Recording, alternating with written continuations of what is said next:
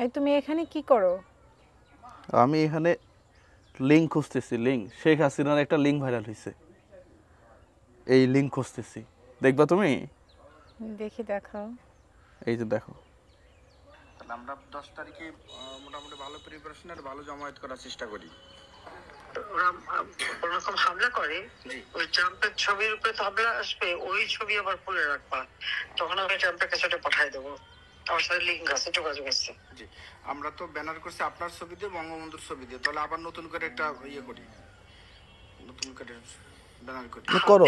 হাতে ব্যানার না, ওখানে আমার ছবি না, হাতে শুধুমাত্র ট্রাম্পের ছবি থাকবে, একটা একটা ইসের সাথে, স্টিকের সাথে। আচ্ছা, আমরা হাতে করে যে নিয়ে মিছিল করি, যেটা বঙ্গবন্ধুর ছবি আপনার ছবি দেবো, ওই রকম ছবি নিয়ে নিয়ে করে আমরা ই করবো। এই তো ওখানে ট্রাম্পের ছবি দিয়ে কিছু মিছিলের লোক থাকবে।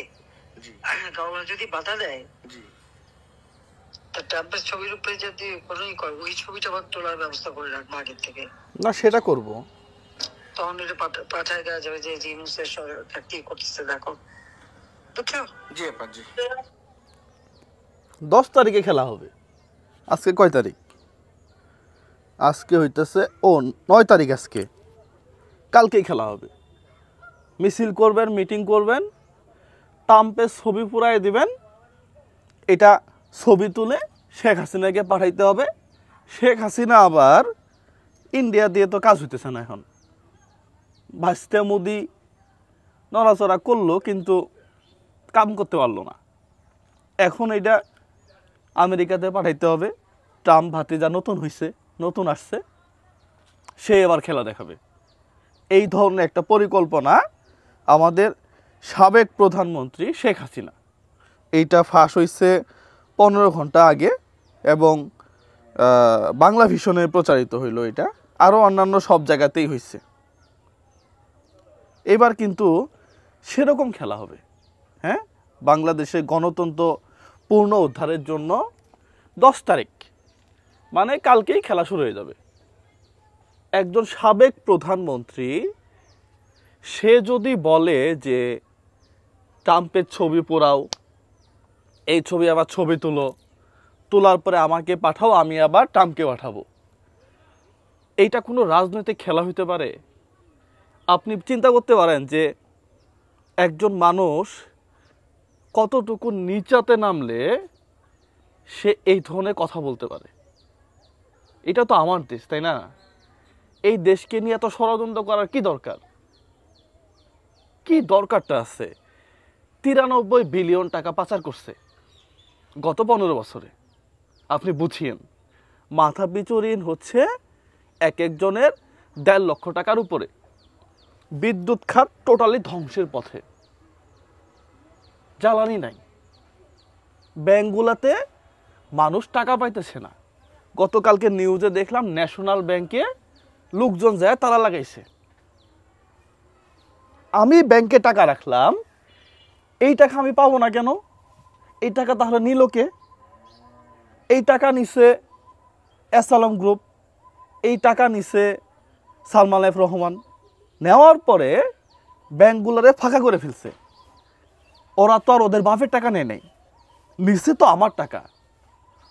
আমি লোন চাইতে গেলে 1 লাখ টাকা লোনও আপনি পাবেন না। অথচ এই ভাতিজারা কোটি কোটি টাকা লোন নিয়ে ব্যাংকটারে ফাঁকা করছে, বলছে যে দিব টাকা দিব। ফাইনালি যায় টাকা আর দেয় না। টাকা তো ওই দেশে, বেগম পাড়ায় বাড়ি। এই যে ছায়াতলে থেকে এই যে সাধারণ মানুষের এখন নাভিশ্বাস উঠে গেছে, এই অবস্থাতে আপনি চলে গেছেন। আপনি থাকেন না, সমস্যা কোথায়? আপনি ওইখানেই থাকেন, আবার কেন আসতে হবে আপনাকে? আবার কেন দল গুছাইতে হবে? বাংলাদেশের সবগুলা রাজনৈতিক দলের চরিত্র সেম। আপনি ভাবতে পারেন যে ভাই আপনি কি আবার বিএনপি সাপোর্টার? No, never. সবগুলা চরিত্র সেম। যেই আসবে সেই কাজ করবে, অতীতে করে গেছে। যাই হোক, এই যে এখন যে খেলা খেলতেছে, আমেরিকার সাথে এখন সম্পর্কটা ভালো আছে, তো থাক না এটা। বিশ্বব্যাংক থেকে ঋণের একটা প্রক্রিয়া চলতেছে, থাক না, এইভাবেই থাক না। খোঁচানোর দরকার কি? ট্রাম্পের ছবি পুরাই দিতে হবে, এটা আবার ছবি তুলতে হবে, তুলে আবার শেখ হাসিনাকে পাঠাইতে হবে, শেখ হাসিনা আবার এই ছবি নিয়ে টামকে দিবে। এইটা কোন ধরনের রাজনীতি? আমি এটা বুঝলাম না, আসলে সত্যি আমি বুঝলাম না। আপনারা কেউ বুঝে থাকলে আমাকে একটু বোঝান। বাংলাদেশে অন্ধকর্মী আছে এখনো, ঠিক সেম কাজটাই করবে এরা, ছবিও পাঠাবে, প্রয়োজনে নিজেরাই পড়াবে। এই বাংলাদেশের সাথে অন্যান্য দেশের একটা সম্পর্ক খারাপের চেষ্টা, এটা সত্যি দুঃখজনক, লজ্জাজনক।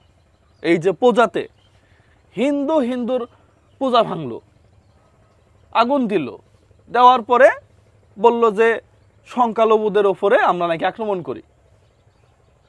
এই বাংলাদেশে সংখ্যালঘুরা যে পরিমাণ নিরাপদে থাকে পৃথিবীর অন্য কোনো দেশে থাকে না।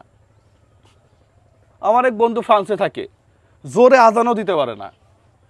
আর বাংলাদেশের হিন্দুরা টং টং টং টং সন্ধ্যা হইলেই শুরু হয়। আমরা সবাই অ্যাপ্রিসিয়েট করি, আমরা সবাই সাপোর্ট করি, আমরা কেউ বলি না যে ঝামেলা হইতেছে। দেখেন, এত বড় দেশে টুকটাক কিছু জায়গাতে থাকবেই। এটা নিয়েও মোদির সাথে একটা ঝামেলা তৈরি করার জন্য যা তা অবস্থা করলো। এখন আবার ট্রাম্পের সাথে। আমার মনে হয় যে আপনি যেখানে আছেন ভালো আছেন, সেখানেই থাকেন। আসলে কথা বলতে গেলে শেষ হয় না। উন্নয়নের নামে আপনারা পদ্মা সেতু করলেন, পদ্মা সেতুতে লস। বঙ্গবন্ধু টানিলে 7 লক্ষ টাকা ইনকাম, 37 লক্ষ টাকা খরচ প্রত্যেক দিন, লস। চট্টগ্রামে এলিভেটেড এক্সপ্রেসওয়ে পোকা আর ইয়াও যায় না, পাখিও যায় না। চিন্তাই হইতেছে এখন। ওই যে রশি দিয়ে গলার মধ্যে আটকাই দেয় হোন্ডাদের। কথা তো লম্বা হয়ে যাবে। সবাই ভালো থাকবেন, সুস্থ থাকবেন। আপনি যেখানে আছেন ভালো আছেন। পরবর্তীতে যারা আসবে তাদের শিক্ষা নেওয়া উচিত। তোমরা যদি উল্টাপাল্টা করো, হয়তো 5 বছর, 15 বছর, 20 বছর থাকবা, কেউ একজন আবার কাপড় চোপড় খুলে পাঠাই দিবে। এটাই বাস্তবতা। শিক্ষা নেওয়া উচিত। আসসালামু আলাইকুম ওয়া রাহমাতুল্লাহ।